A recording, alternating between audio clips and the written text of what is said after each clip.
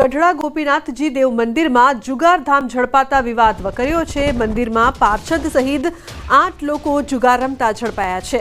આ મામલે હવે આચાર્ય પક્ષ અને દેવપક્ષ આમને સામને આવી ગયા છે।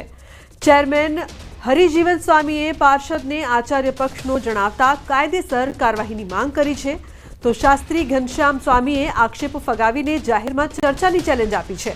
પોલીસે જુગારના પટમાંથી 1,10,850 રૂપિયાની રોકડ રકમ તથા ₹60,000ના 8 મોબાઈલ સહિત 1,70,850 રૂપિયાનો મુદ્દામાલ કબજે લીધો છે।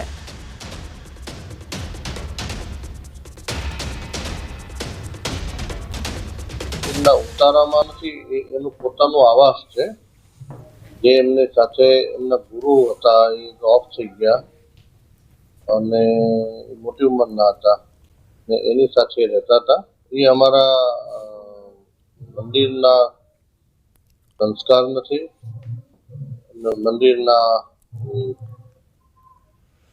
પાર્ષદ નથી અને એ જૂના આચાર્ય ગ્રુપના માણસ છે। એસપી સ્વામીના એ ઠેકેદાર છે। જવાબદાર માણસો અને ગુનેગારો એને પૂરતી સજા થવી જોઈએ। હરિજીવન સ્વામીને છટકવા માટે એ ગમે ત્યારે આચાર્ય પક્ષને આગળ કરી દેતા હોય છે।